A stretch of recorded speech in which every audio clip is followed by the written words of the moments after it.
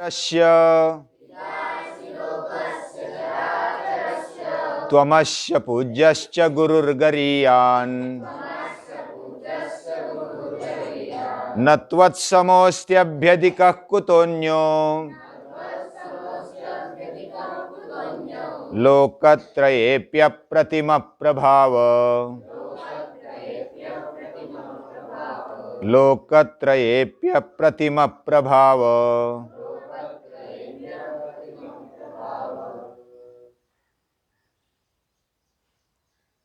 पूजनीय दादाजी गीतामृतम में कहते हैं कि अर्जुन ने जो स्तुति की है 11वें अध्याय में विश्वरूप दर्शन योग में, वह विश्व प्रार्थना करने जैसी है। यानी स्थानीय ऋषिकेश से लेकर के जो 46वां श्लोक है किरीटिनम गदिनम चक्रहस्तम, वहां तक, यानी श्लोक नंबर 36 से 46 तक 11 श्लोक है, और वह विश्व प्रार्थना होनी चाहिए, ऐसे परम पूजनीय दादाजी कहते हैं। अर्जुन ने जो स्तुति की है वह एक अंतिम शक्ति की स्तुति क्या हो सकती है? सुप्रीम पावर की स्तुति कैसी की जा सकती है, और वह स्तुति हमारे लिए क्यों आवश्यक है, यह पूजनीय दादाजी बहुत ही अच्छी तरीके से बताते हैं कि सब लोग, सभी चराचर में जो भी है वह सब आपको नमस्कार करते हैं, और आप श्रेष्ठ है, अनंत है, देवों के देव है, सभी के निवास स्थान है। आप अक्षर है, सद है, असद है, श्रेष्ठ है, आदिदेव है, सबसे पुराण है, पुराण पुरुष है, और आप ही विश्व के परम निधान है। आपके जैसा धाम इस विश्व में दूसरा कोई नहीं। आप वायु है, आप अग्नि है, आप चंद्र है, आप सूर्य है, आप प्रजापति है, आप प्रपितामह है। आपको नमस्कार है, आगे से पीछे से 1000 बार पुनश्च भूयोपि नमो नमस्ते, बार बार आपको नमस्कार है। आगे पीछे दाएं बाएं ऊपर नीचे सभी ओर से आपको नमस्कार है। आपका पराक्रम अनंत है। आप पुरुषार्थी है, सबसे बड़े पुरुषार्थी आप है, और आप सभी में व्याप्त है, और फिर भी मेरे सखा है। सखा मानकर जो मैंने आपको कुछ तकलीफ दी होगी, हे कृष्ण, हे यादव, हे सखे, हे सखा, अजानता में, अजानते में, यानी मुझे कोई पता नहीं था कि आप इतने बड़े हैं। मैंने कुछ विनोद में या तो प्रमाद में कुछ किया होगा, या तो कभी सोते कभी जागते कभी नींद में भी लात लगी होगी, क्योंकि मैं आपके ही साथ सोता था। कभी भोजन के समय, कभी फिरते घूमते समय मैंने आपको कभी प्रमाद में कभी विनोद में कुछ तकलीफ दी होगी। तो हे प्रभु, मुझे क्षमा कर दो। वैसा ही करचरण कृतम वा कायजं कर्मजं वा श्रवण नयनजं वा मानसं वापराधम विहितम अविहितम वा सर्वमें तत्क्षमस्व। हे प्रभु, मुझे क्षमा कर देना। मुझे क्षमा क्यों कर देना कि मैंने, समझो कि जानबूझकर नहीं की, लेकिन अनजाने में भी मैंने की होगी या तो की होगी सकती है। ऐसे जो भी गलती हुई है, जो भी अपराध मेरे से हुआ है, जो भी पाप मेरे से हुआ है, उसके लिए तू क्षमा कर दे, और तू क्षमाशील है। तू पिता है, चराचर लोगों का पिता है, तू ही पूज्य है, पूजनीय है, तेरी ही पूजा की जानी चाहिए। तू गुरु है, गुरुओं का गुरु है, तू श्रेष्ठ है, ज्येष्ठ है, तेरे समान कोई नहीं है, तेरे से अधिक कोई नहीं है। और इस तीनों लोगों में, सभी लोगों में तेरा प्रभाव है, और इसलिए मेरे पर प्रसन्न हो जा। और मैं तेरी स्तुति करता हूं, तू स्तुति करने योग्य है। मैं तुझे प्रणाम करता हूं। मैं पुत्र हूं तो तू पिता है, मैं सखा हूं तो तू सखा है, मैं प्रियशी हूं तो तू प्रियकर है। ऐसा अलग अलग नाता तेरे से जुड़ता है, और अभी तक ऐसा रूप तेरा मैंने देखा नहीं। और वह देखकर मैं ऋषितोस्मि, मैं हर्षित हुआ हूं, प्रसन्न हुआ हूं। और भय भी है मन में, भय न च प्रव्यथितम मनो में, मेरा मन व्यथित हो गया है। और इसलिए हे भगवान, तेरा ये भयंकर रूप मैं देख नहीं पा रहा हूं, और इसलिए पहला ही तेरा रूप जो है मेरे ध्यान वाला, वह तेरा रूप दिखा दे। वह कौन सा रूप है? किरीटिनम गदिनम चक्रहस्तम मिच्छामि त्वाम द्रष्टुमहम तथैव तेनैव रूपेण चतुर्भुजेन। चतुर्भुज जो रूप है, हे सहस्त्रबाहो, हे विश्वमूर्ते, तेरा वह रूप दिखा दे। वो भयानक नहीं है, वह मेरे लायक अच्छा है। तेरा ये विश्व रूप देखकर मुझे हर्ष भी हुआ है और भय भी हुआ है। हमने पहले अभ्यास किया था कि अर्जुन डरा नहीं है, लेकिन इधर भय शब्द आया है, मन में व्यथा हुई है। तो ये भय किसका है, ये व्यथा किसकी है? पूजनीय दादाजी बताते हैं, ये जो व्यथा है वो इतना विश्वरूप देखकर, जैसा अग्नि देखकर कोई भी घी उसके नजदीक है तो वो अलग नहीं रह सकता, वो अग्नि का रूप ले लेता है। वैसा ही अर्जुन अगर विश्वरूप देखता है तो वह भी उससे अलग नहीं है, वह भी उसका रूप लेने की शंका उसमें आ गई। मेरा अलग अस्तित्व नहीं रहेगा, ये उसको डर है। जैसा कोई बिल्ली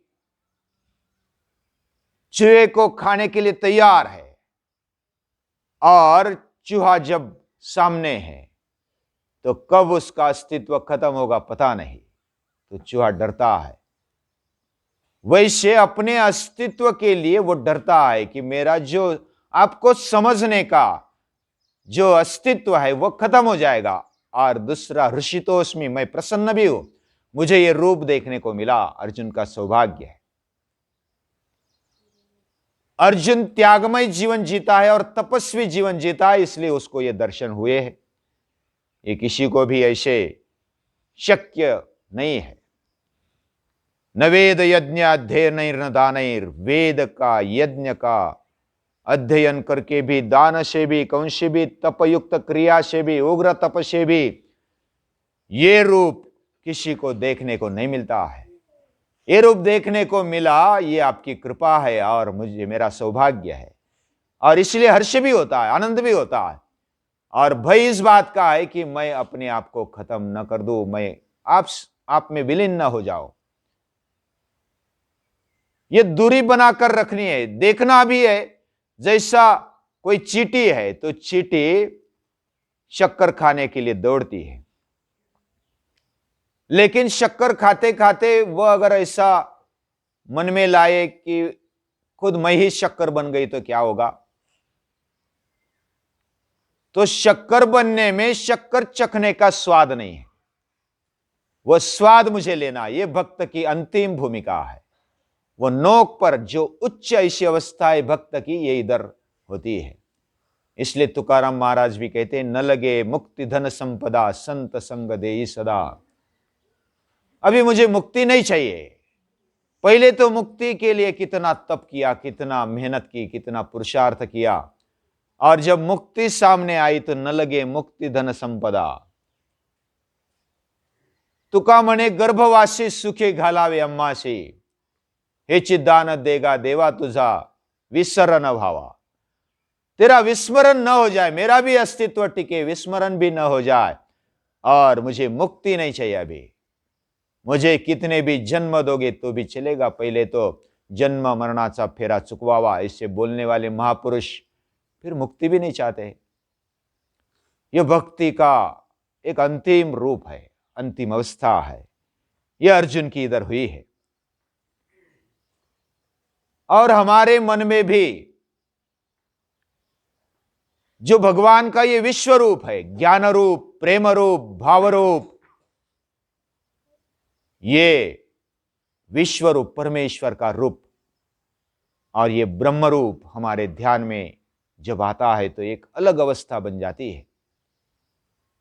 और जब हम इंद्रियों से, भौतिकता से परे देखते हैं तो ये रूप मालूम पड़ता है।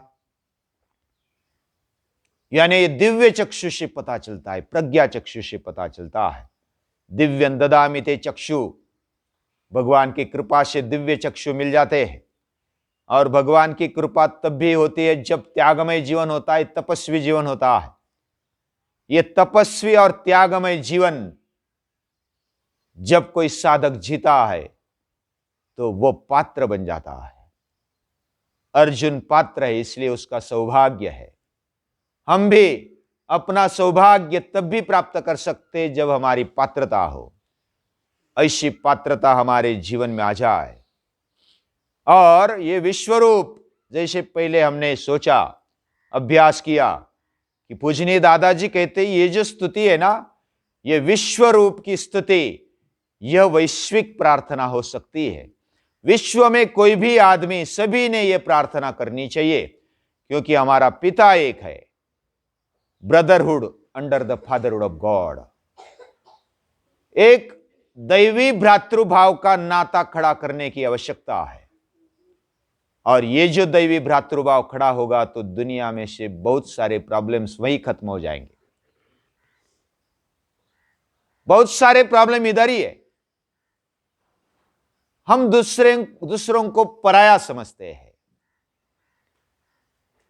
भगवान ये विश्वव्यापी है, वो पराया नहीं है और वह दूर नहीं है, दूसरा नहीं है, वो पराया नहीं है, वो अपना है, वो मेरा पिता है। ऐसी समझ हर एक की होनी चाहिए।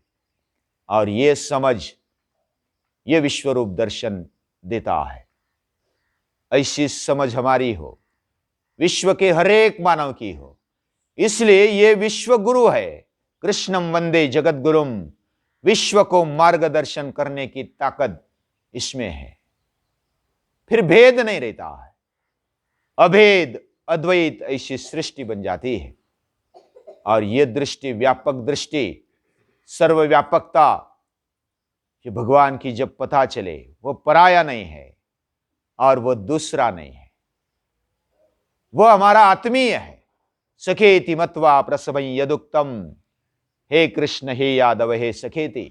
अर्जुन जिस भावना से बोलता है वह भावना खड़ी होना यह जरूरी है। इस भावना को कौन खड़ा करेगा? यही संस्कृति का काम है। यह संस्कृति का काम कौन ले जाएगा? तो अर्जुन की ओर वो इस दृष्टि से देखते हैं कि तू निमित्त बन जा, मैं सब कुछ करने के लिए सक्षम हूं। फिर भी तुझे पुरुषार्थ करना है और तेरे पुरुषार्थ से यह सब बनेगा।